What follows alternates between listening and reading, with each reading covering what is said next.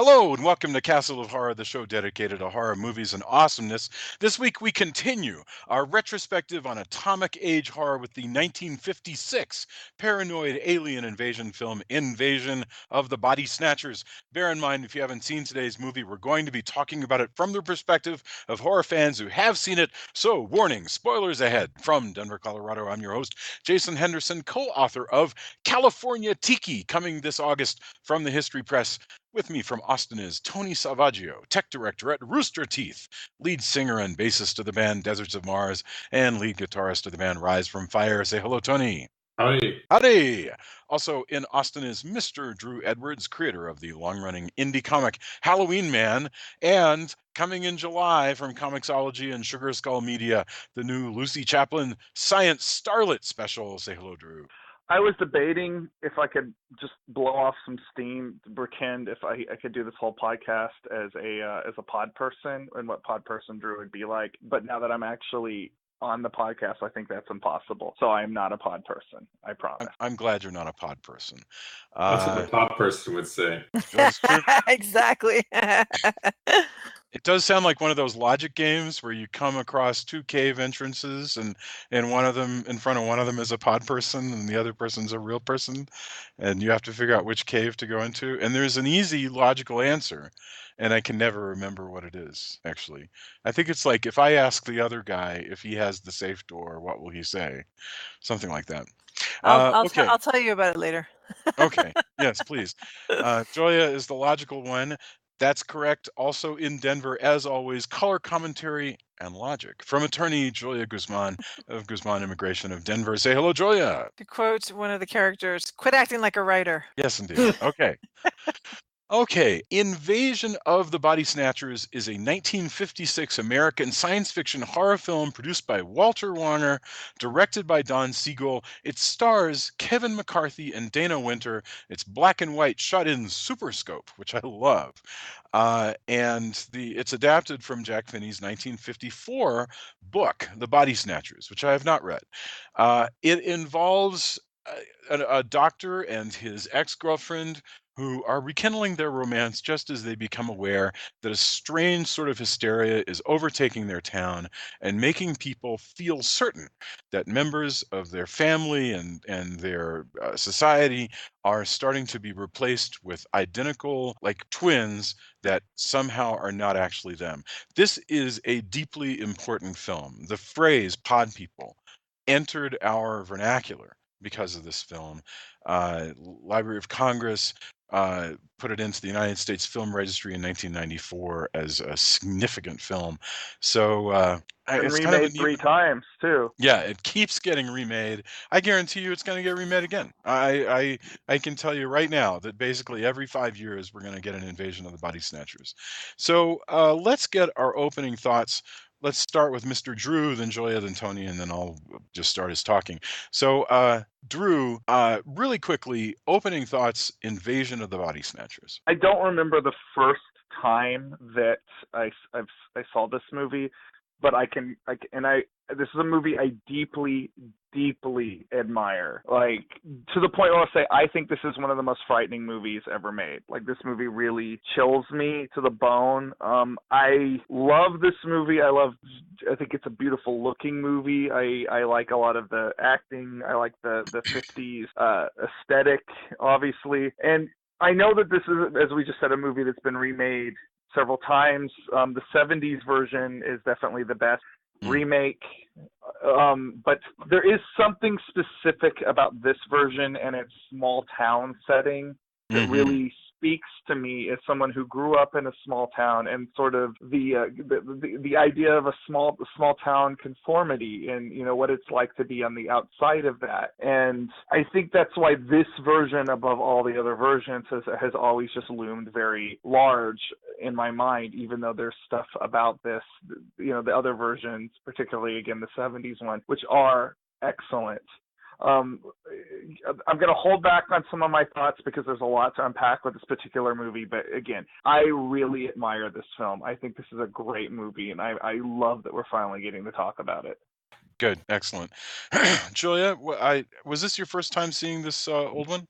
I think so. I've definitely seen the one from the 70s, but I don't know that I've seen this one.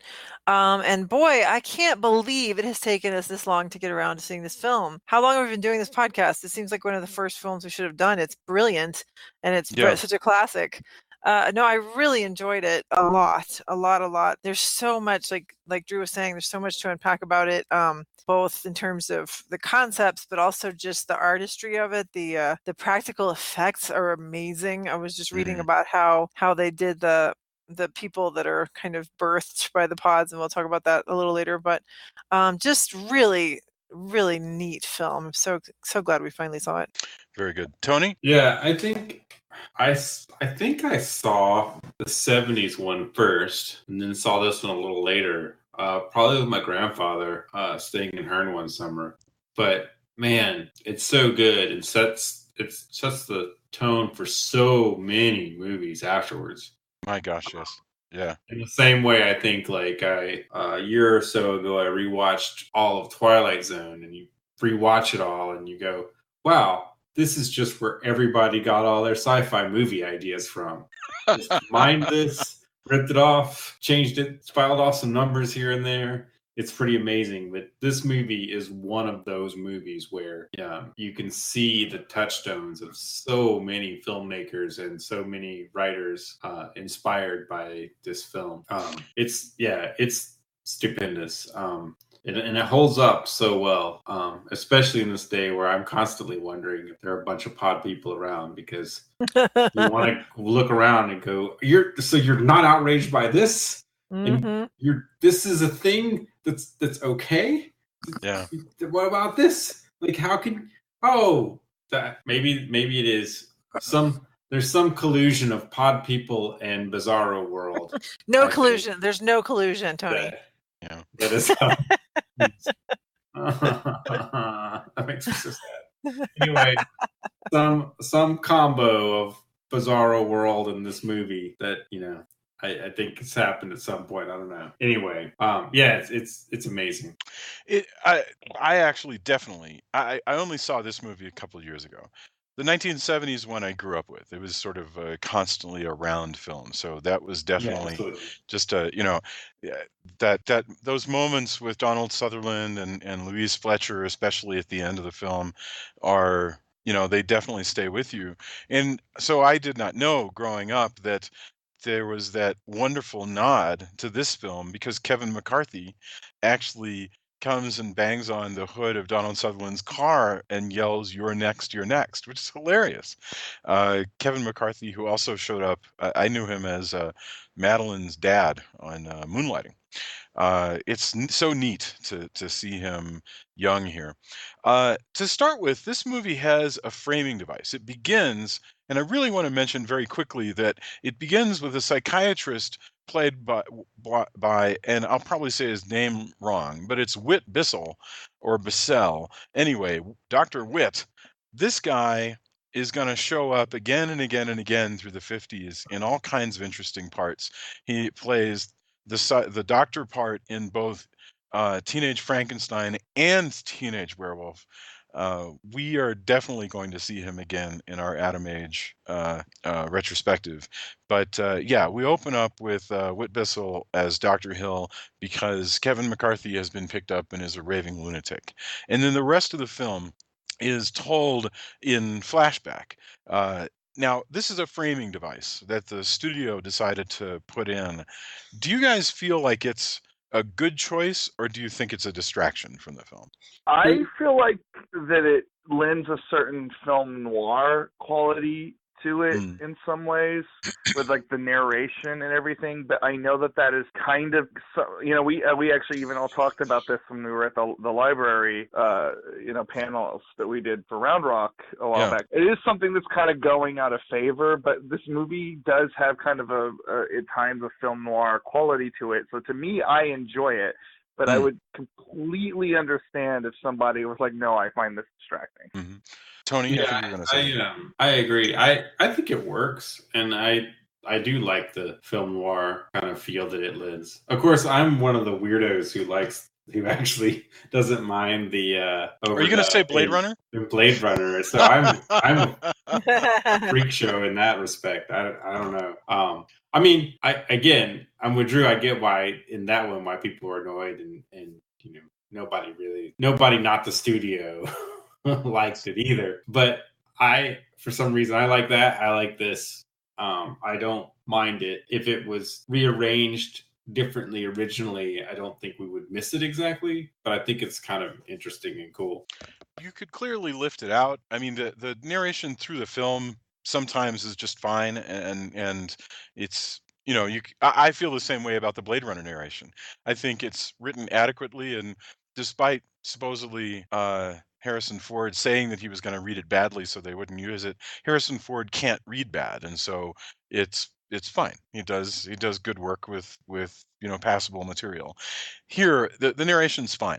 This donut, this framing piece is totally unnecessary. It was put there on the insistence of the studio, but I'm fine with it. I mean, it is okay. But you could cut it out. Like you could literally just, if we were showing this at the University of Texas, you could just decide, you know what, I'm just gonna cleaver off the beginning and the end because that'll get us closer to what Siegel wanted. Well, the idea yeah. also that this ending that gives it a quote unquote happy ending isn't necessarily true in my opinion, because you find out that more, at the end of the movie, obviously more people know about the Yes. invasion, but you'd never see whether or not they could have been just as bad off as the the crew in the small town that tried to stop it. It could be fruitless, right?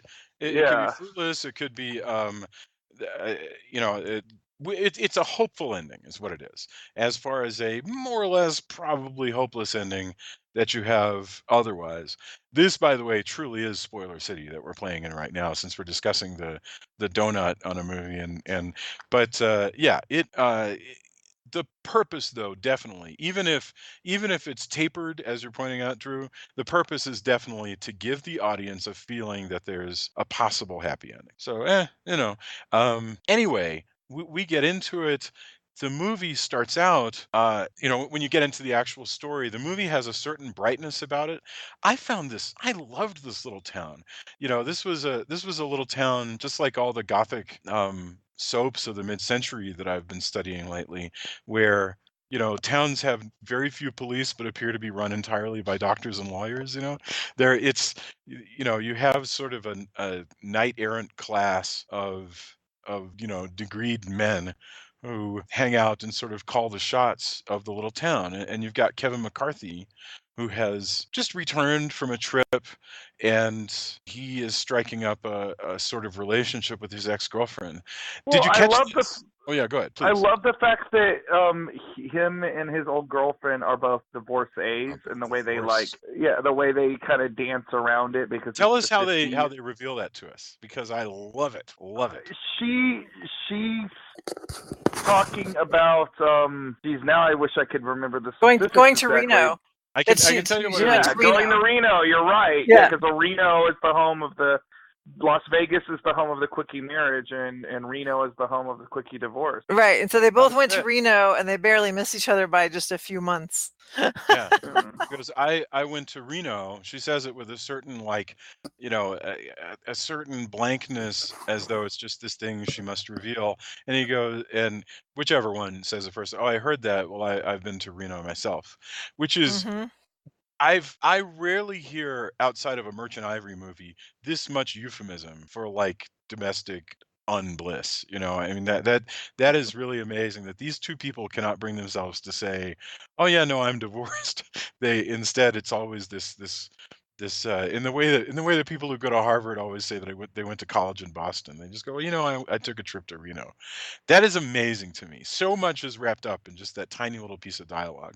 It also makes these two extremely sexy, because they get all this sexual innuendo throughout until the movie kicks in as a real thriller. It's basically just a domestic drama thing. Well, and they their relationship is very I believe in the I think that this was a couple that could have ended up married but didn't, and yes, and it's all done in the dialogue.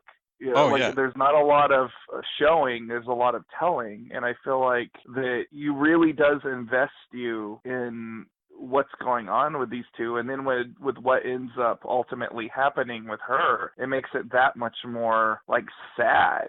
I Absolutely. just I really dig the hell out of this relationship. Like I you know the and this is an actor again that if you were somebody that was coming of age in like the 80s and 90s, you're used to seeing as an old man, and he's Yeah. young and good looking, and he's got a very good looking love interest who's walking around in some very, very awesome 1950s fashion. Like you're right, they are kind of sexy as a couple. So They're I totally, yeah.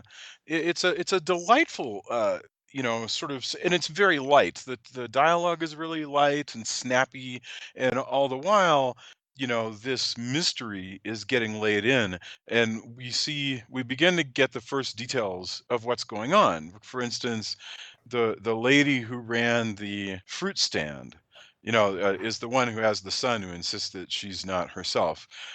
They've stopped taking care of the fruit stand. It looks crappy. The leaves have fallen all over it, and it's and so we know that people are being taken over by aliens. What does it mean? Why are the aliens so shabby? Like, why don't I think it's interesting that when you become a pod person, not only do you conform, but you also lose all sense of pride. What do you In other mean? words, I didn't notice that. They seem to be the same as their they quit running original. the fruit stand. They quit running the fruit well, Yeah, it's stand, because they're but that's hiding and not about. pods in there. Yeah, and no, the guy I don't think it's that. I mowing think it's that they poorly. don't need to eat. I don't think they need to eat because they don't go to restaurants either.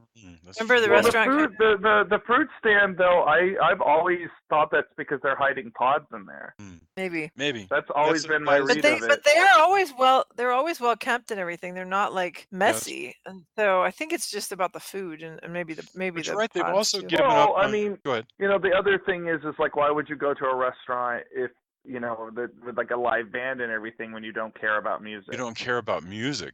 That's why they're not going out to the clubs. Is that conformity makes you not appreciate art anymore too.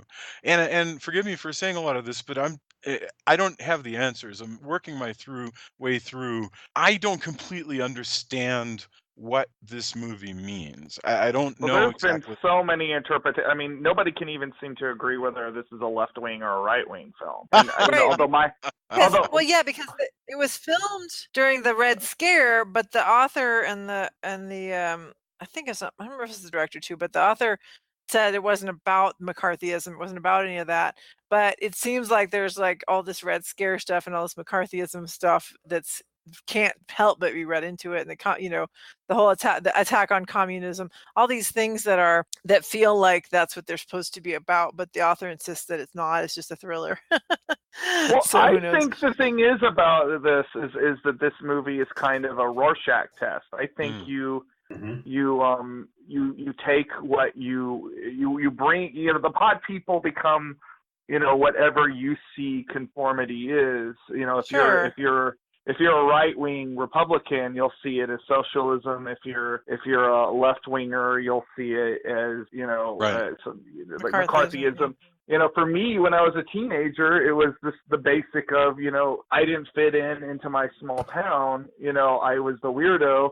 And the pod people were everybody else who wanted me to make me like everybody else. Like, don't you want to fit in? It's so much better when you fit in. Like, how many adults were saying that to me as a kid? Yeah. And you've talked about, Drew, in a recent film, you talked about how I can't remember which movie it was that you said it was like marriage. So this one also, you could see it as that if you're in a relationship with somebody that you thought you married one person, but then they've changed so much. I married a monster from outer space. Oh yeah, that one. Yeah. Right. Which is very influenced by this movie. Exactly. Yeah. Well, that is. We kept talking about that actually. Now that you've mentioned it, that it felt like this film, or rather the story, because I hadn't seen this version of it. But yeah, that's exactly right. That you could definitely feel when they say he's like the person, like in this case, she was talking about her Uncle Ira. She's like, he's like Uncle Ira. He looks like him. He sounds like him, and he acts like him. But there's something missing there in his eyes, and that you can identify with if you have, like an issue with any relationship in your life where suddenly the person has changed. Like you're like, this person was not this way when I first fell for them, or when I first got to know them, or whatever it is, and suddenly they're different. They're cold. Their eyes have kind of changed. And only a person who is most close to that human being is usually the one who's able to see it. That sort of intimate partner is the only person who could say to the rest of the world, listen, you think you see this actor that you love, or this football player that you love, but I live with that person, and I'm telling you they are not the person that you think they are. And the way that gets expressed in a movie like this is that person was that person you thought you knew, but now they've been taken over by an alien that looks just like them. Right. That's it. I find it interesting. Possessed by an alien. Yeah. Well, the marriage aspect, though, is really fascinating to me the more we think about that, because if the whole idea is conformity, small town, wants you to act, or America wants you to act in such a way and perform in such a way, and go out and listen to music in such a way, and then. Because there's even acceptable kinds of entertainment, right? There are, just in the same way that the army gave away cigarettes and magazines, there are things that a man and a woman are supposed to enjoy in the evening, and that includes going out to a nightclub. It's part of your civic duty is to keep nightclubs afloat. And once you get taken over by an alien, those things aren't going on anymore, where there's this new morality going on. And these two people I just find it fascinating and weird that both of these people are divorced, that both of these people are looking at a world that says, get married, stay married, that the one thing that they have rejected is marriage. And what that has in common is that everybody else does it, so it has to be a stand-in in some way for their lack of conformity, for their fighting against. Well, I mean, the other person that they bring in, or gets brought into their sort of little Scooby-Doo gang trying to solve the mystery, is a writer, and I don't think that's any accident that it's somebody that would be probably seen as a little outside of the norm, because writers are always first against the wall when the revolution comes. I mean, intellectuals. So Kevin McCarthy's a doctor. I don't remember what it is that Becky does, but Kevin McCarthy's a doctor. His buddy is a writer. So not only are these two people like leaders of society, but they're also like intellectuals. And it's just fascinating to me that they are the ones who are like the last to go when it comes to time to conform. Well, I mean, to me, the fact that the guy is a writer, I've long kind of said that like creativity is a double-edged sword, and at times it actually can be kind of a curse, because it's something that always marks you as other, because you think differently than other people. Like you have stories in your head, and people sometimes think you're strange because of that. And we never really get to know what the sort of things this guy writes. Yeah. But I do really think that's it was a deliberate. And again, once he becomes a pod person, I bet you he doesn't write anymore. It's like he has a functionalist skill that he probably went to become like whatever they needed him to be, because we don't actually, the pod people don't actually need writers. So like that's always been a very chilling idea to me. That those needs, the things that make us wonderful, the spice of life, right, is not necessary in this perfect world that the aliens are building, where there's no passion, because there's no pain. It's a godlike kind of idea. I mean, I'm reminded of oh God, one of the Socratic dialogues, where the guy describes the perfect city, and the listener goes, yeah, but where are the spices? You've described something that works perfectly like a machine, but it's boring. There's no passion to it. And that's sort of what the aliens are promising, is a world without pain, but it's lame. you don't have nightclubs anymore, and I guess you don't have potboiler novels and what have you. I also think it's really strange when you think about help me, Tony and Drew, because I'm going to say this and maybe it's not going to make any sense. But when you and I, we're growing up and going to high school, there's all this pressure to conform, right? But we're just regular people, and you could have, and most people who are under pressure to conform are regular people. The people who are best equipped to not conform are the wealthy and the leaders of society, doctors, lawyers, congressmen, whatever.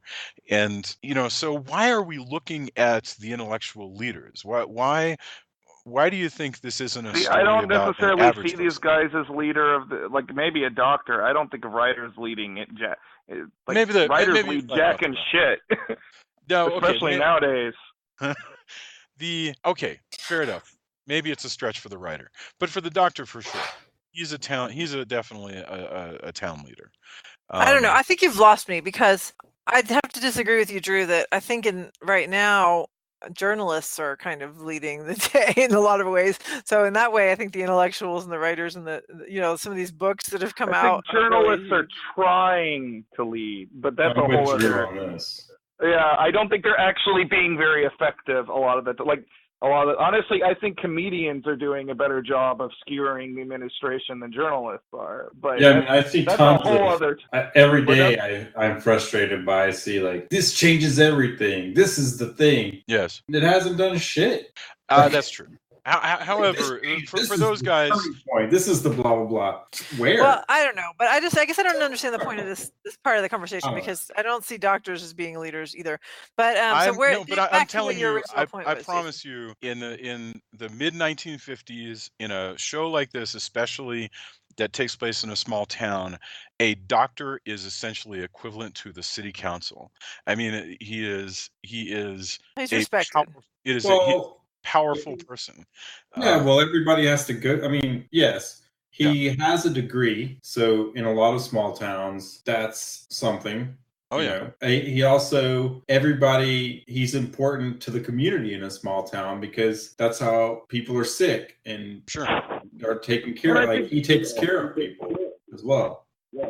I think that's a function of the story too, because they need somebody that has access to everybody and that people would go to with this problem of, hey, I just can't escape this feeling that my uncle is not my uncle, or that my mom is not my mom. And, and Tony may agree or disagree with this, but I know he also grew up in a small town. When you grow up in a small town, the doctor is somebody that everybody knows. So I feel like this part of the movie is also, it's smart writing, but it's also realistic writing. For sure.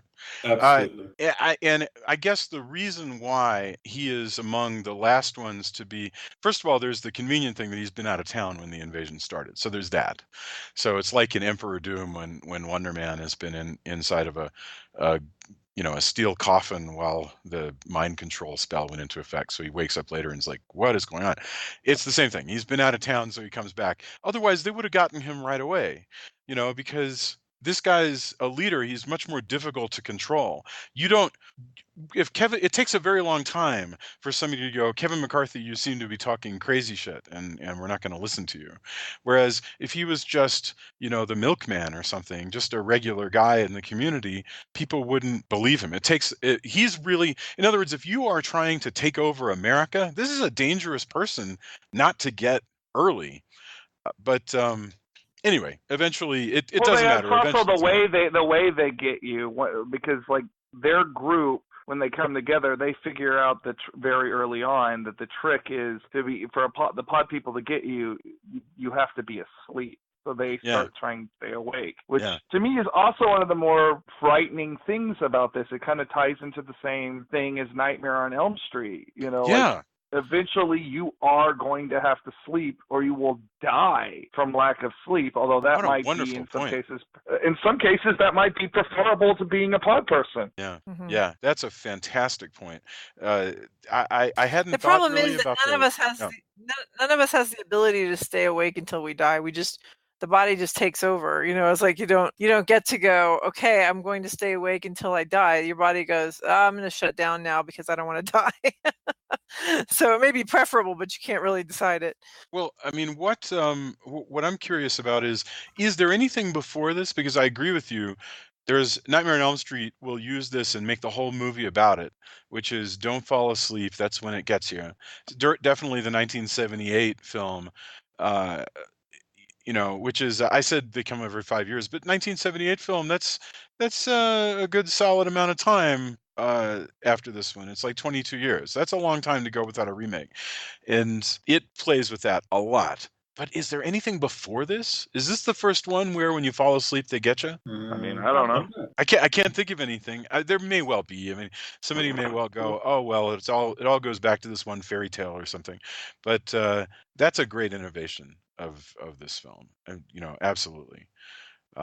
When in Stepford Wives, what was it that when did they get you in Stepford Wives? Was it falling asleep? What was it? No, they would just grab the person and then literally kill her. I mean, they would just grab Yeah, her, they'd use like her inject you. yeah. So, but that was just they would just copy.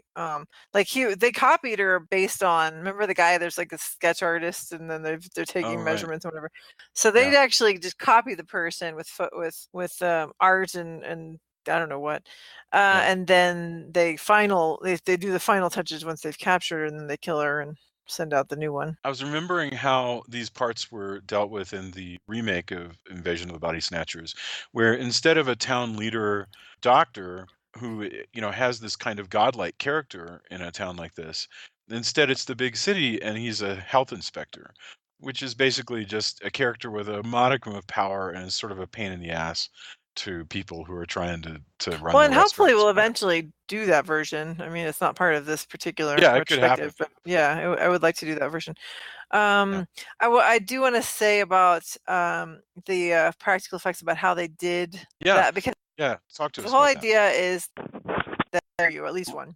And so when you're sleeping, the pod sort of imprints, like it kind of through the air, gets your everything, your genetic code basically, and it kind of draws your personhood and it creates itself. So at first it's just a body, and then it becomes a body with your face, and then it has everything about you. It's copying it through the air.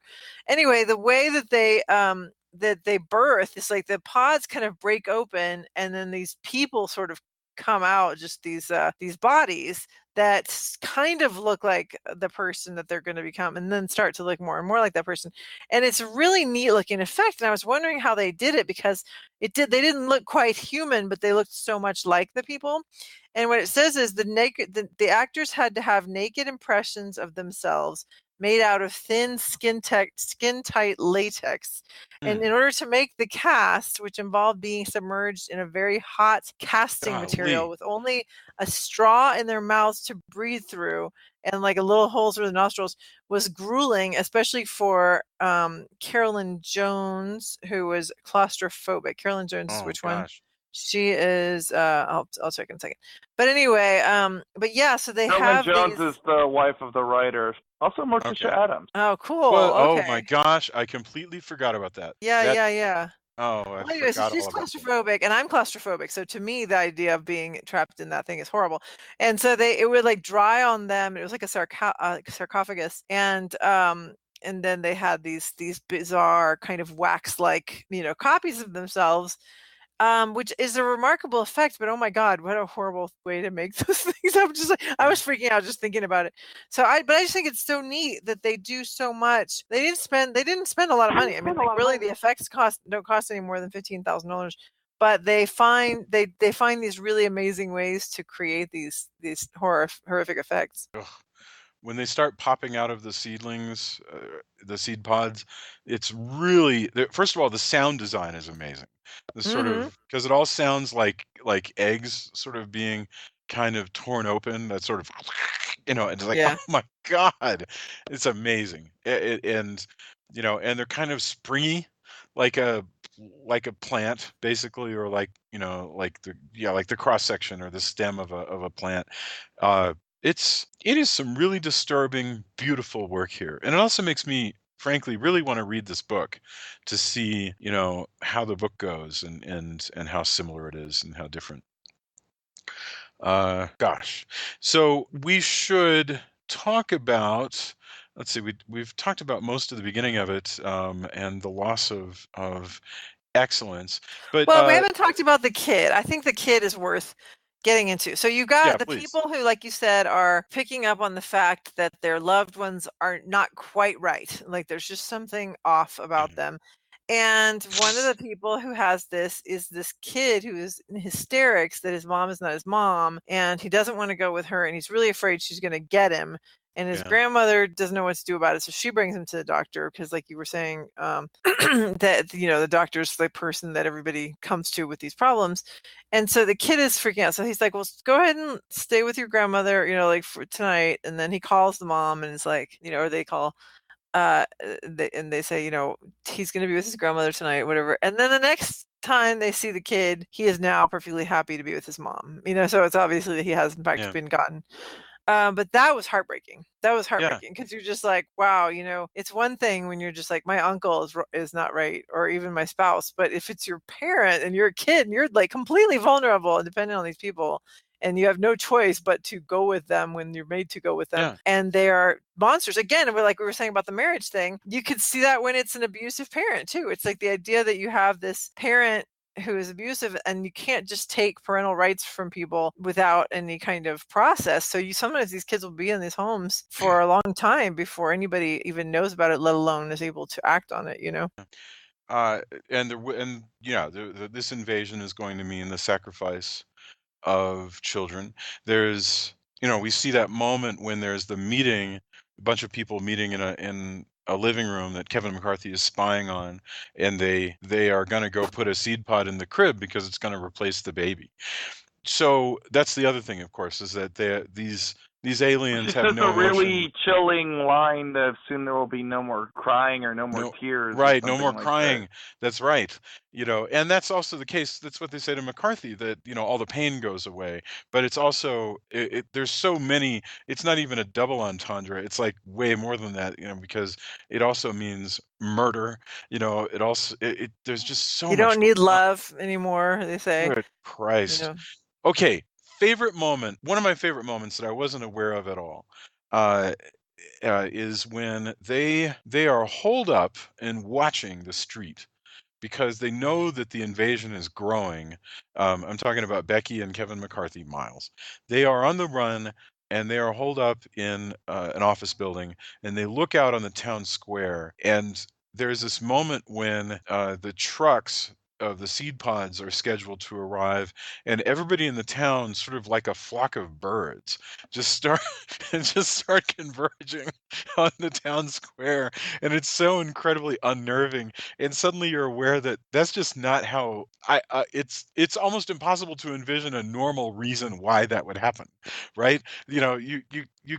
It's difficult to wrap your mind around what on earth would cause everybody in town to suddenly start walking towards one central spot, and it's deeply At weird. the same time, it's not like they're just gathering for a speech and they're gonna eventually get there. They all aim at exactly the same moment. Yeah, And it's sure enough, neat. it's that he's gonna be handing out the pods for them to go to neighboring cities and Yeah. go take over those places. Yeah, I mean that's just a deeply unnerving moment, and I loved that. Gosh, other unnerving moments. That moment reminds me of one of the scariest things I've ever seen is in the Torchwood, the spin-off of Doctor Who, I guess Of course. you'd Oh call yeah, it. It's the Children of Earth. Is that what it's called? I think Children of that's Earth. no, I think that's And oh my gosh, I think that is the scariest thing I've ever seen is when every child on the earth stops in unison says the same words. Holy cow.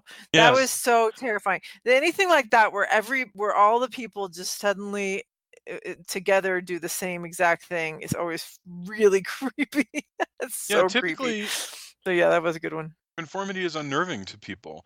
You know, and the funny thing is conforming because this is metaphor, the way conformity shows up in these movies, it's unnerving even to people who are pretty conformist, you know, because nobody acts like this. I mean, that's the benefit Right. of a metaphor like this. Um, Towards the end, they are finally on the run because there's nobody left. You know, the writer has been taken over. All that's left is this doctor and his girlfriend Becky, and they are on the run and they head into the hills and they go into a cave and they hide under boards. And there's this moment when everybody is and Don Siegel has made sure that the boards aren't all that sturdy. They feel like they could like crack in half if somebody heavy enough steps on them. You So know? that's Yeah. the part where they are basically literally being chased by the whole town, and they go hide in this mine. Yes. Like I had a nightmare on Saturday night that was basically that. You know, I watched this on Friday, and it that stayed with me. You know, and I had a dream that I was in my old home, you know, my hometown that I grew up in, and I was just being chased. And you know, like that to me is such a creepy image. You know, I think obviously that it's something that went on to influence not only, you know, other alien invasion movies, but you know, it's very zombie like Absolutely. as well. You know, although they're all going, we don't want to hurt you, we don't want to hurt you. But what they really want to do is just make them like them. Yes. And you know, I again And they're in a not way that is, hiding anymore because they were yeah. hiding earlier, and now that's done. You know, we're done pretending. Yeah. Go ahead, Drew. I interrupted you though. No, I think that that's very much hits the nail on the head as far as some reads of this, because you know you get some reads of this movie where they talk about how this is a movie about racial tension, and again I think it's whatever you bring to this, but you know when you think about what's going on in this one scene, which is you have two people who are different from everybody else in this town being chased by a large group of people and are forced to hide, you know, it really is, you know, given the time period that this takes place in, it is really easy to put a racial spin on this. Yeah. And, you know, again, I don't know that was intentional or not. They probably just thought it was scary. You could put that spin on there. You could also put a religious spin on it because Yeah. remember, racially, ethnically, these people are completely identical to everybody else in a world that apparently is entirely 100% white Anglo-Saxon Protestant. They are you know, but Well, and you have the added piece where they are pretending they're trying to pass for it. yes. So Yeah. they're pretending to be what gives like them the away? others. Like, well, because then she sees a bus is about to hit a dog, and she goes, oh, "Look out!" And the Right. the cop goes, "Oh, wait, you're not supposed to react with any kind of, you know, alarm or emotion because we don't do Yeah. that. So that must be." Yeah, we don't care about dogs in our world. Yeah, we don't care about dogs getting hit. Right. You don't have exactly. emotion. You don't have empathy. It's really strange. And that by the way, I remember that being an element in certainly the 1978 one, but also in the 1994 around there one, maybe 96. I can't remember exactly what year Body Snatchers came out, though that particular remake, and the aliens have gotten wise, and so if you're pretending, the aliens will say things that are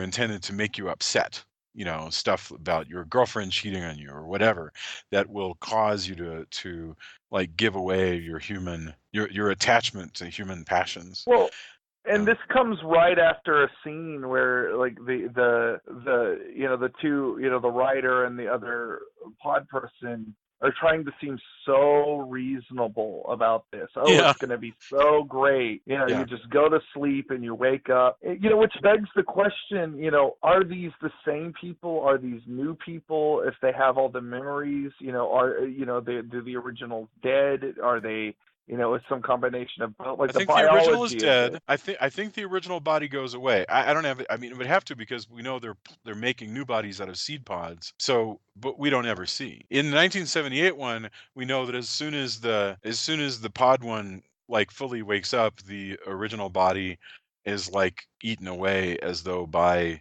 some sort of internally consuming fire. They just go and they fall apart like in ash. So this is, we just don't know that here, but I guarantee. But those bodies are dead. It's Do you confusing. view what is your view on this? And I'd like to know everybody's thoughts. Is this in any way, shape, or form the original person, or is it something new? No, it's a clone. It's the same exact argument as we have now with clones, which is, is that person, because I think it all comes down to whether you believe in anything that resembles like a soul or the id. It's like what is it that makes the person the person? Who is the observer inside of you? And whatever that is, and I would call it a soul, that can't possibly exist. That same exact soul can't possibly exist in another person with my same body. Well, so therefore that person's a clone of me, but they have a different soul. That's my opinion. Yeah, but they say it's not the same person, or else the woman goes, "Yeah, it's my uncle, but he's not my uncle." Right. Yeah, but he has all the she memories. can't prove He knows it. everything. It's like a twin. Which, I mean, also there's a terrible. It sounds awful. There's actually a mental disorder where people think that everyone around them is a clone or a exact copy that they can't define, and they go, "Why do you think it's a clone?" Well, it just is. You're not who you say you are. I can only imagine being a family member of someone who develops this, and just how tragic and awful that must be. And also for the person who has this disorder, everyone around them is not the person they knew. Yeah, right. It's awful, but I mean, it's a documented thing. It must be similar to deja vu, right? Where you're feeling a shadow thought that makes no sense.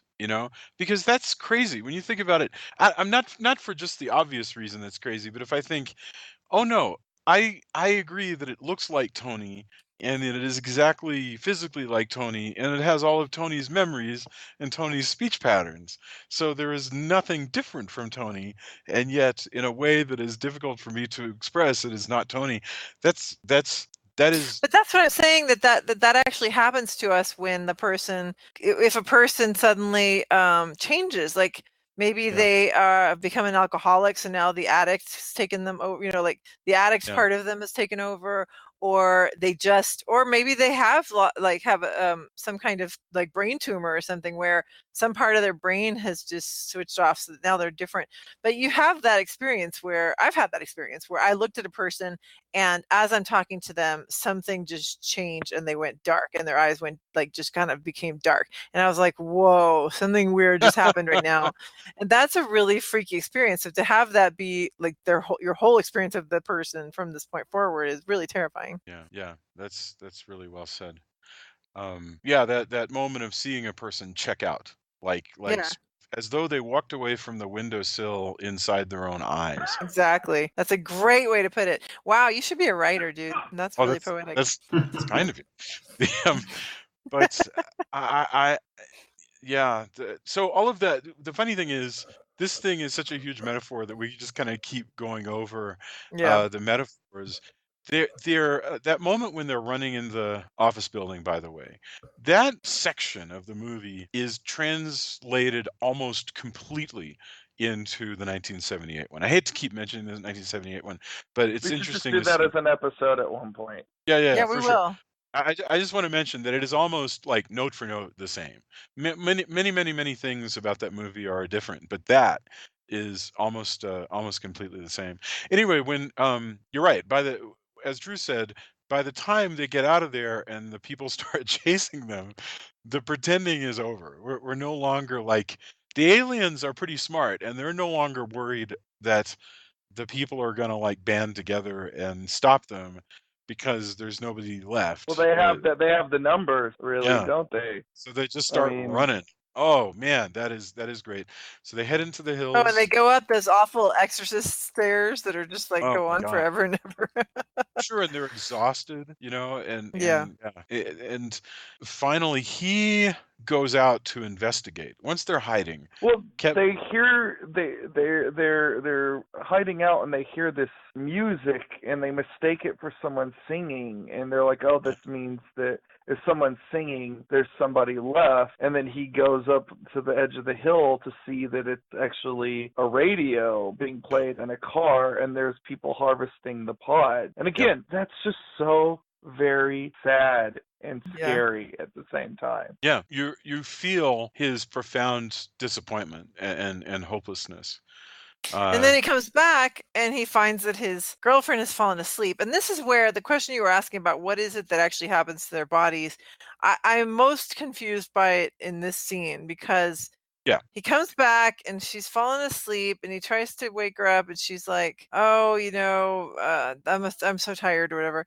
And then he picks her up and then suddenly she opens her eyes like, haha, psych, it's actually me, pod person, Becky. And we're like, wait, she goes, I fell asleep and that now I'm, this new fresh Becky. Yeah.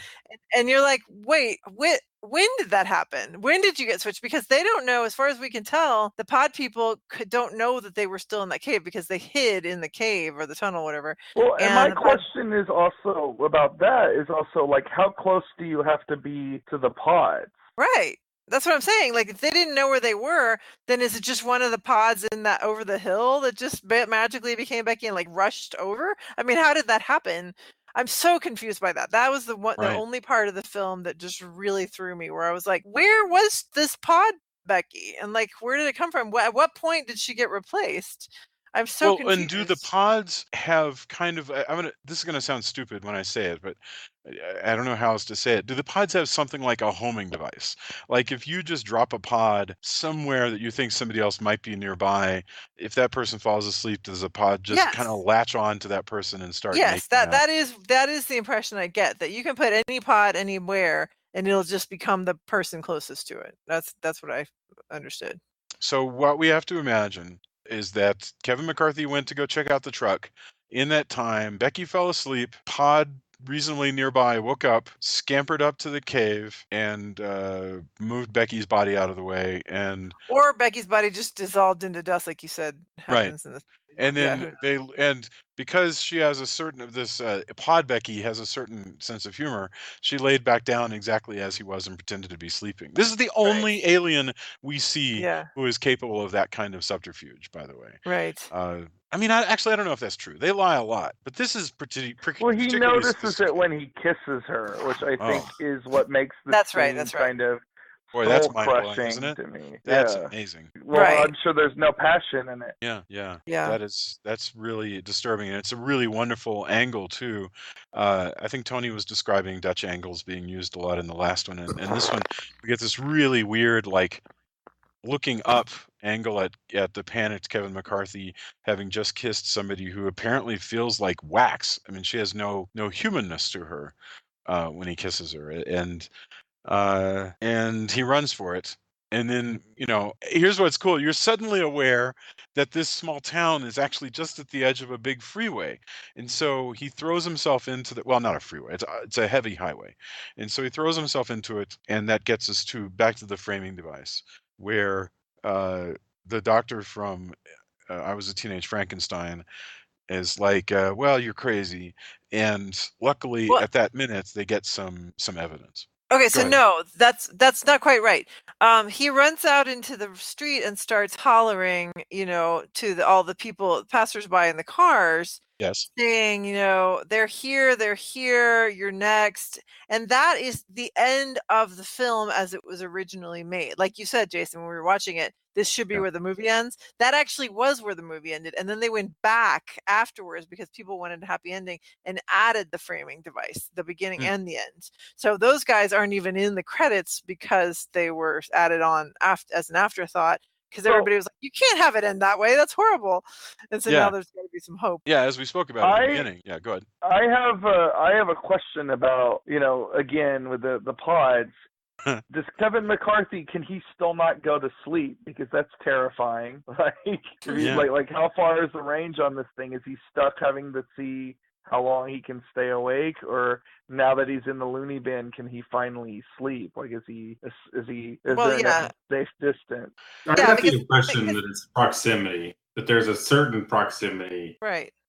and that's why they're placing them around. If they didn't have to do that, they would just pile them up in a mountain somewhere, and then everybody would become pods. Yeah, Yeah. I guess that's Right, true. and they You know, and I'm they sure. actually say that they don't, that they're like, oh, let him go. He's not gonna, nobody's gonna believe him anyway. So they're Oh, not no gonna one will chase after believe him with him. the pod. Yeah, Yeah. Yeah, that's they're not gonna chase true. after him with a pod and try to find him. They're just gonna be like, Well- we'll just he'll get a pod when everybody else gets one. Isn't that Well, amazing? I think that also goes to show, like, that line, like, oh, no one's going to believe him. That does go again to show you these invaders are, especially compared to the invaders from the movie last week, these guys are smart. Yes. You know? Like, and they're That's smart true. enough to go like, oh, if this guy comes in raving about plant people from outer space, no one's gonna believe him. Right. And Yeah. that's wonderfully that's wonderfully cynical. Like, I love that about this. And I do kind of wonder if there is like a fan site out there somewhere, or message forum, whatever, that has gotten into like the biology of pod people, because I think that there is a lot there that obviously the lot of us have question about. And surely maybe it's something that's in the book. Maybe the book, a book would be perfect to go into all of this. But like, I would love to know the biology of pod people, because I think that that's potentially fascinating. Yeah. No, it is very bizarre. I was thinking about this line actually that's in Body Snatchers, again the remake with I think it's one of the Tilly sisters, isn't it? But regardless, there's this wonderful they say it. They go, she goes, I can't remember if they're gonna let the main character go, but they say essentially, where are you gonna go? Who are you going to tell? I just remember that so clearly. The alien says, who's going to believe you? Nobody, because there's nobody like you left. That it is so bone chilling, and that's not really a well remembered remake, but that's an amazing line. It was really well done, because I've remembered that now for like over 20 years. And again, that's another thing that's great for metaphors, is because how often have people been gaslighted, where they're like, how am I the only one who sees this the way that I see it? And everybody else seems to be thinking that, if you are the victim of a narcissist, like I keep saying, Yeah. it's the thing where everybody around the person's like, no, this person's great. And you're like, but they're super abusive and horrible when it's just the two of us. How are you not seeing this? You know what I mean? And it's like, well, they're not going to believe you because they all think I'm charming or whatever. Absolutely. Yeah. So that's the end of the film. We should get our final thoughts on Invasion of the Body Snatchers and then go around to endorsements. But boy, what an unnerving movie. I mean, this is one that I'm just going to keep thinking about. So final thoughts. It was Drew, Julia, Tony, and then I'll go. Drew, talk to me. This is a true classic of paranoid cinema. I mean, I think this. Obviously, we got a good discussion out of this. I think we could, continue to go on and on and on about it, because there's just so much that is going on in this movie. But I'm glad that we finally got around to doing an episode on it, because I think this is a really important film, and a movie that to me still is frightening. It's a movie that frightened me when I was a kid, and the fact that I just watched it the other day and I'm still having nightmares from it. I think that's the sign of something that's scary on a level that's deeper than just a visceral level, or this is something that really gets into your head and makes you think about things. Yeah, very good. Julia, what are your thoughts? Well, it's one of my favorite lines. I think it's from, I don't know, I can't remember what it's from, but anyway, it's one of my favorite lines. Is it's not paranoia if they're really out to get you. Yeah. It's like, so this is definitely one of those where it's like, you call it paranoia film, but it's actually they actually have to get them. I think this is just a delightful film. I was so excited the whole time watching it. I'm just like, oh my God, I kept saying that. This is so good. This is just so well done.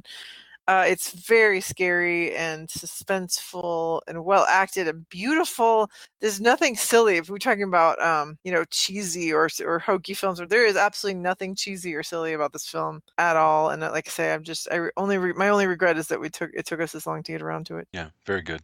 Tony? Yeah, I mean, this sets the stage for so many other movies, and especially sci-fi, but just how we approach this kind of paranoia, how it becomes political or not, how we talk about these kinds of things in cinema and in just day-to-day pop culture and day-to-day life. It's really amazing. There's excellent performances. I also, by the way, on a side note, like that we're doing this retrospective because most of these are fairly tame by today's standards. So I can finally watch a bunch of these with Rain, and who normally doesn't enjoy violent films. So kudos to as long as we can stretch this out, it's been cool. I can't say enough good things about how this movie is and what a touchstone it is for so much other stuff. It really, I'm loving this 1950s stuff. Playing around in the Atom Age is just showing me so much about like what American society was supposed to be like and thought to be like.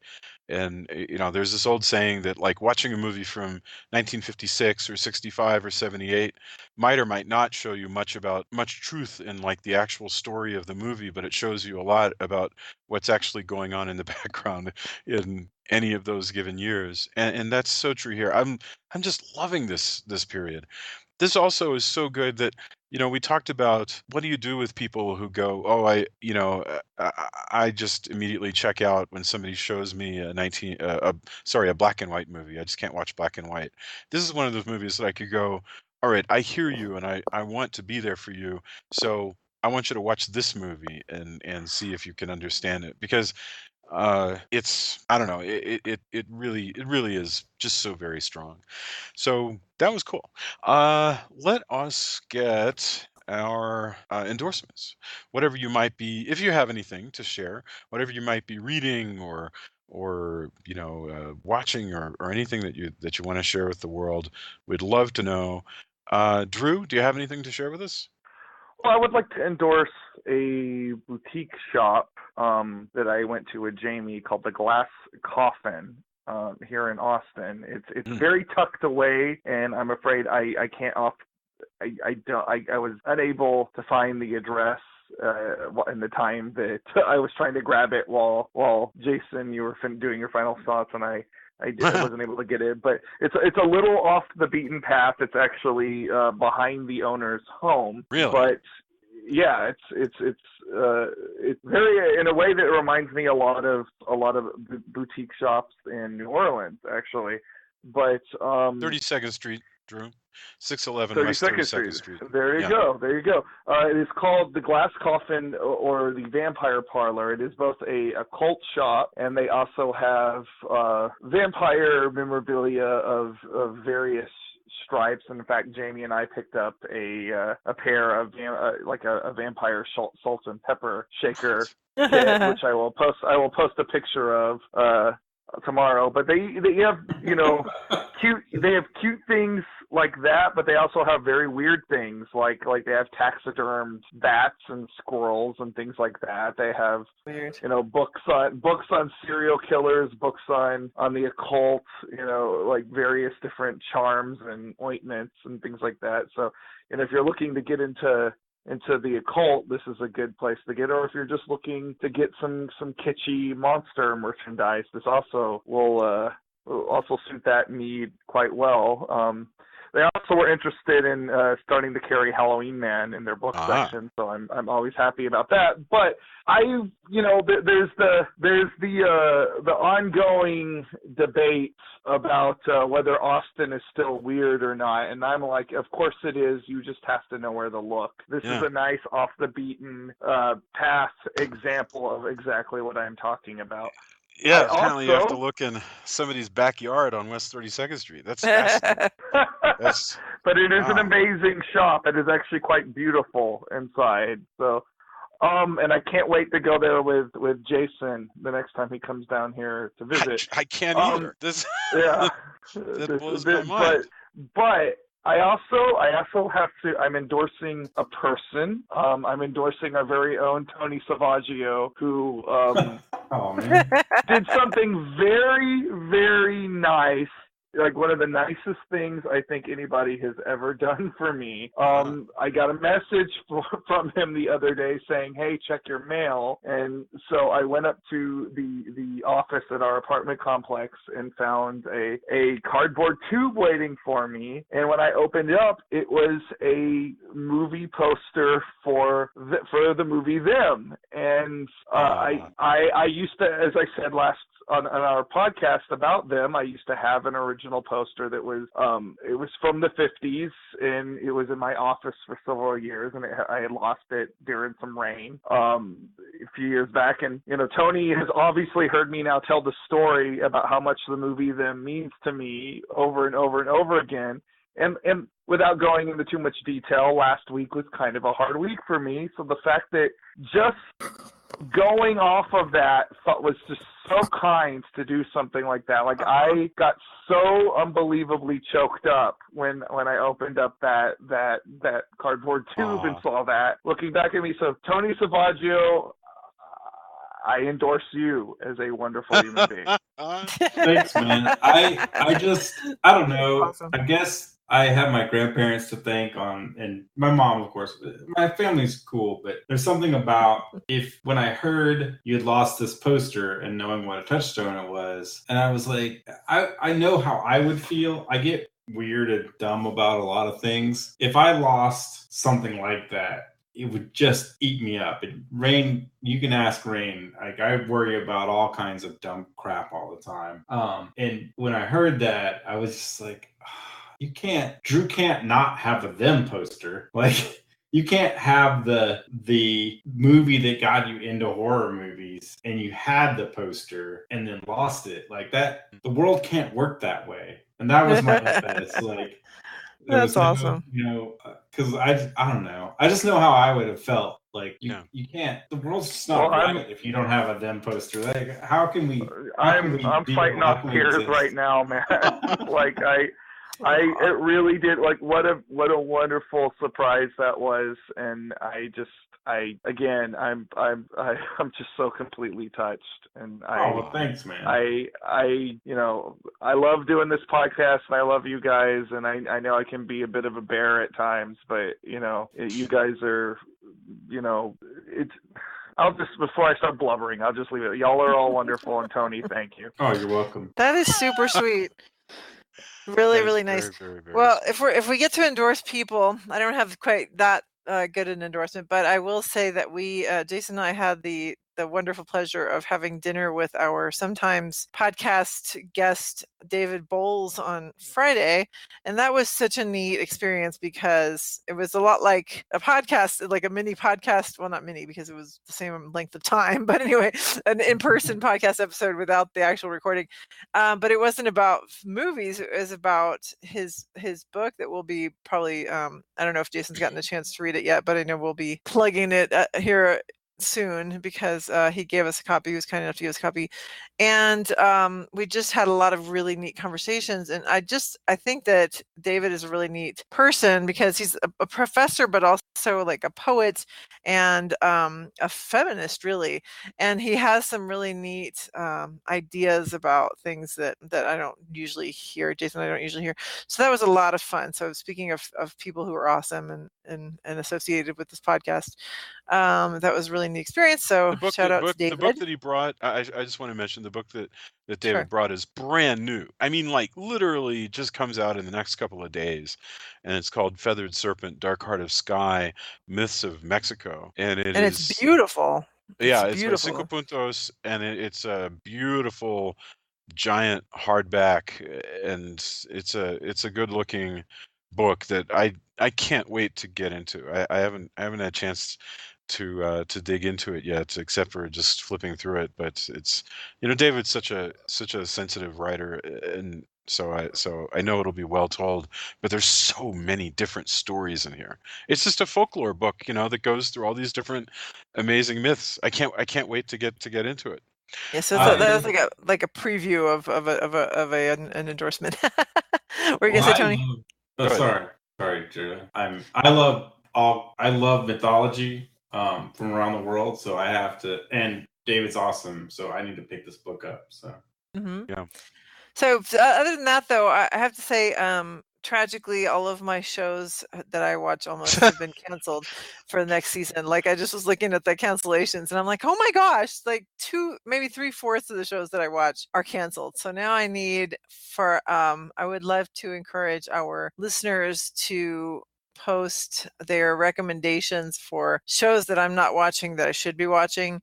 My personal favorites are like caper things where suspense stuff, mystery, that kind of thing. I don't really care for shows that take place primarily outside, although we do watch Westworld. I don't really care for things that are terribly violent or historical. Like, I'm not a Game of Thrones type person. So if anybody has a recommendation for me to fill the void that will be left behind by all of my canceled shows, I would appreciate if you started binge watching Twilight Zone, it would take you a couple of years. I mean, maybe yeah, not. but I'm sure there are some new things as well. I'm here to attest Some new things. that you can do this. Well, I guess I was freelancing at the time, so you can watch it you can get through that. Now, if you just watch the older one, if you watch all the kind of remake ones, I think it would take you a while. But is there yet another Twilight Zone coming by the guy who? Yeah, there's something, and I can't remember. The guy, it's Jordan Peele. The guy Jordan who Peele. Get Out. Yes, that's wow. It's a very worthy. I mean, Get Out is functionally a very long Twilight Zone episode, so True. I think that he is a very worthy person to update that. Absolutely. And I think that'll be a lot less half baked than the M. Night Shyamalan Tales from the Crypt that got canceled. I don't even remember that happening. So I guess. Well, it's because it didn't. It was just something but they didn't have the rights. That they were going to do Tales from the Crypt with a recurring cast and without the Crypt Keeper. And I'm telling you, that's not Tales from the Crypt. No. You know what that is? That's House of Mystery. If you do that. Because Cain and Abel lived in that house, and they would each introduce stories, but you had like ongoing, like kind of mini stories about Cain and Abel, there, and even more so in the later reincarnations of House of Mystery. But anyway. I just think when my thing about updating anything, of course tweak it for the time, but if you have something that is known for doing a thing, you have to have it. And yes. Tales from the Crypt has to have the Crypt Keeper in some form or another, like that. And I think that when we did the episode on it, from the 70s British version, yes. I think there was like me saying that I thought that version of the Crypt Keeper was too stately, and I think that's why I feel like M. Night Shyamalan's aesthetic is all wrong. Like, you need somebody that's going to have, for all its faults, I think that the 80s and 90s TV version really did get the sort of gleeful tackiness. I agree with you. I was never a huge Tales from the Crypt fan, but whatever. I totally I'm down with. I endorse everything that you just said. As far as, if you're going to reboot something, you kind of have to capture the thing that people love. If you're going to do Speed Racer, you at least need to have the Speed Racer music for sure. And if you're going to do Tales from the Crypt, you have to have the Crypt Keeper. So, yeah. That's you can do whatever you want with the stories, but the Crypt Keeper is the identity of the franchise. The real question is, given that'll be regally blessed, it'll have everything going for it. it'll be a real test as to whether people are interested in anthologies, or like more than one anthology at a time. Oh, the Because new Black Twilight Mirror's Zone? doing. I'm sorry. The new Twilight Zone, I have faith in. The Tales from the Crypt thing is I'm talking about Twilight thankfully. Zone. I'm back to Jordan Peele's Okay, Twilight Zone. Jordan Peele's Twilight Zone, I have faith in. Yeah, I'd have more faith if it were going to be on Netflix or Amazon than on. Well, I mean, I I'm think curious as to Netflix already has Black Mirror. Yeah. Which Right, and it's doing well. So if it can do well, maybe Twilight Zone going to do. How many of? I hope it does well because I love anthology series. Love it. I think I think the time for a Tales from the Crypt reboot is perfect because we've hit peak '80s nostalgia the last few years, and I think that's something you could ride into '90s nostalgia easy. I think as long as you could get the rights to use the Crypt Keeper character, I think that you could easily. I think I could see horror. The point I'm making, I could see horror anthologies with a good name brand behind them definitely could come back. Yeah, that makes sense. So, all right, Julia. So your endorsement was a negative endorsement, which was tell me some more shows because everything. I also endorsed David. Right, absolutely. Yeah. Okay. So Tony, you've actually been personally endorsed, which I think is a first on the show. Yeah. So, but is there anything that you've been watching that you want to share with us? Yeah. So, just to put a cap on the other thing, I think the recurring cast no Crypt Keeper thing doesn't that just sound like Friday the 13th, the series? Yes. And to me, that's just that. Yeah. To me, it's just that. You're not remaking, Tales from the Crypt. You're remaking Friday the 13th, sort of. I don't know. Anyway. Man, I loved that show. Oh, me too. So because Amazon is what it is, since we've been doing this retrospective, it's quit showing me every kung fu movie on the planet. And it started to show me weird, strange horror movies, and I've put most of them in my queue. And I have quite an insane queue right now because I've put every kung fu movie that comes out, which are hundreds. I don't know if I have them all, collected them all Pokemon style or not. But so I have 3 movies which are just strange things I've watched because I don't sleep very much. And that is a British film called They Came from Beyond Space, which is bizarre and creepy and weird. Island Claws, which is a more modern, a 1980 atomic horror movie about crabs that grow large. And the strange foreign film based on these German novels. This one's called Mission Stardust. And it is cheesy and campy, but in a lot of good ways. To the point where I expected there to be a riff tracks of Mission Stardust, but I don't need that. But it's crazy. So all of these are on Amazon Prime. They Came from Outer Space, Island Claws, and Mission Stardust. Wow, that is really fabulous. As far as listening to things, I can't remember if I've ever endorsed them here. I've gotten back into a kick. There was a band, I want to say from the 90s, that Rain introduced me to when we first hung out together, called The God Machine. And I think there's probably some other bands since then that have tried to take that name or their songs. But The God Machine put out 2 albums, and they were great. I'll link the YouTube links to the site. And they were really great. Unfortunately, one of their members passed away while they were recording the second album, and they just said, we can't go on without this person. That's sad. So I think it was their bassist, if I'm not mistaken. But just re-listening to it, just fantastic stuff. And I can't believe it's been that long since they recorded these things. It's weird to me because it still feels like yesterday to me. Brilliant stuff, and I'll put links on the site. I wish some of them may be out of print, but man, just fantastic music. I could listen to it forever. Scenes from the Second Story is their first album by a band called The God Machine. I highly recommend it. And their other releases as well. They did some great covers as well. So, but yeah, weird movies, cool music. Also, be again, I'm going to endorse, just help some people out. Things are weird and dumb, and which is why, for example, I ordered a poster for Drew, because things are weird and stupid. Just help people out where you can. Don't be a jerk. I think let's all do that. Or as many of us who have the self-awareness to not be a jerk. Let's band together, not be jerks together. I truly should have let you be the last person to speak, because that is that's definitely wiser than anything that I have. I don't know, but there's probably somebody who's like, "Oh yeah, well you should not be a jerk." I guarantee you, at some point, we're human. There's somebody out there. I don't know if they listen to this podcast. Well, probably not, because they think I'm a jerk. But I just really, Tony, I've known you for whatever 20 years, and I really don't think that's true. I don't know, man. It's always, it's the world we live in. But I just guarantee you, there's at least one person who's like, that person, I can't stand. They have a wrong impression of you then. Well, thank you.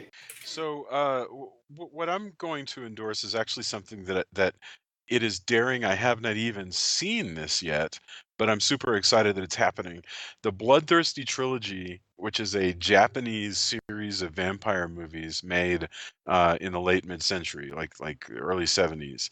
The three movies, The Vampire Doll, Lake of Dracula, and Evil of Dracula, have been unavailable for many, many years, and now finally they are being released, all three, on Blu-ray. I think Tony and I both already pre-bought ours. I pre-ordered that so long ago. Yes, it's coming this week, what? man. It's coming this week. I'm not even gonna get mine because I'm going to be traveling. Julia will be able to watch Lake of Dracula without me. Which that's gonna do immediately. First priority. We need to watch this stuff. Yeah, but that's I am so excited. So sometime after we do Adam Age Horror, we are gonna do David Bowles has a good idea for Mexican vampire retrospective, and I think that is something I'm down. that so good. We've got to do that. But I think that this early 1970s Japanese vampire stuff, I think, just sounds like something we got to do. The thing that I was going to endorse, actually, and I still will. It's not free. I saw it for free not long ago on one of the streaming services. Right now, I can only find it for rental on Amazon. Tower of Evil, also known as the Terror of Snape Island, is a movie from 1972. And if you want to see a movie where a bunch of hippies are on an archaeological dig where they meet up with a possibly troglodyte serial killer, this is the movie for you. It is everything and more as far as grungy, not very good looking, poorly lit color, everything that I love about a mid-century horror movie, honestly. And that's not classy. Like, I veer wildly. My Jekyll and Hyde is I veer wildly between stuff that is of great quality and stuff that is difficult to defend when people go, I can't believe you're watching this. Tower of Evil. Your mileage may vary, I guess is what I'm saying, but I really recommend that you watch it if you're into the kind of grungy horror that we've sometimes covered in here. So that's me. But man, Lake of Dracula coming on Blu-ray. Go check it out. I'm so grab stoked. So it's odd that you bring up the Lake of Yeah. Dracula movie, because I'd seen that movie once Yeah? before. It was actually on TV, for God knows what reason, when I was a little kid. And for years, I just remembered that there was this Japanese vampire movie that I watched as a kid, and I mostly remember people roaming around a lake at night. Yeah. And for years, I could not remember the name of this movie for the life of me. And then I remember you saying Lake of Dracula. Sure. At one point, this movie coming up in a conversation, and it was like light bulb over my head, and I was like, Lake of Dracula. That was the movie that I saw when I was a kid. But I don't know why, of all things, this would have been airing. So on the off chance that I am wrong, I would actually like to see one of these movies. But I'm willing to bet that I'm right, because how many Japanese vampire movies taking place on a lake could there be? Well, Drew, I'll have this box set, so you need to come over and we'll relive your childhood Lake of Magic. Dracula magic. This Because is something I'm that Tony and I, experiencing. we've been looking for this for years. So Yeah. I'm experiencing the same thing because I spent years and years and years and years trying to track down this Shaw Brothers movie called The Duel, also called Duel of the Iron Fist. And it took me years with half remembered bits. Like, I think this part's important. Of course, your brain tells you which things are important, and almost none of them actually were. And it ends up that the Draft House is getting a remastered version of it and showing it on Memorial Day. Never in a million years would I have thought that the movie I saw in the 80s dubbed on a small screen, that I would be able to see that probably better than most, because a lot of these were shown in like grindhouse kind of theaters in weird sections of cities where some people didn't go. So this probably looks better than any time it was ever shown in the States. And they're showing it Memorial Day here in Austin and The Duel. And I can't believe it. Like, That's I amazing. want to pinch myself, and I'm scared. I'm scared of something's going to happen, and I'm completely paranoid that somehow I'm not going to be able to see this, even though I bought tickets like as soon as they could possibly go on sale. I bought a bank of tickets. So Well, you should try to figure out how to get it. So you're saying you still haven't gotten a copy of it? No, I have a copy. Yeah, Funimation actually put it out, but then it went out of print, and Amazon scalpers want $1 billion or whatever. Golly. I forgot. It's like, $70 or $100 for the. I got one, an official one, because that's important to me. That was like from Thailand. I forgot. It was another region. I found it. I would have, if I had known they'd put it out when Funimation put it out. Of course, I would buy that one.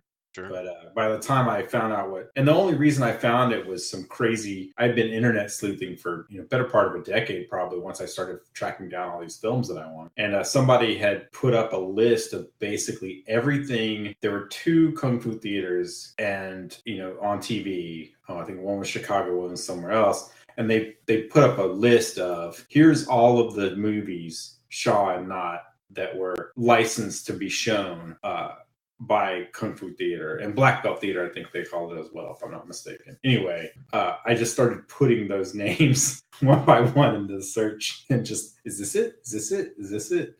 Until I eventually found it. But yeah, so it's showing Memorial Day at the Draft House, and I'm just, I can't believe it. So in lieu of that, Drew, I think we're going to have to hang out and watch this movie from your youth and from my first time. For sure. Oh, I am very curious to see if it is the same movie. I mean, admittedly, I would be going off of half remembered stuff from my childhood, but again, I can't imagine what else it possibly could be. So, like, I'm actually looking at at still. So this is a Toho vampire movie. Yes. Okay, I am morbidly curious, with emphasis on morbid. There we go.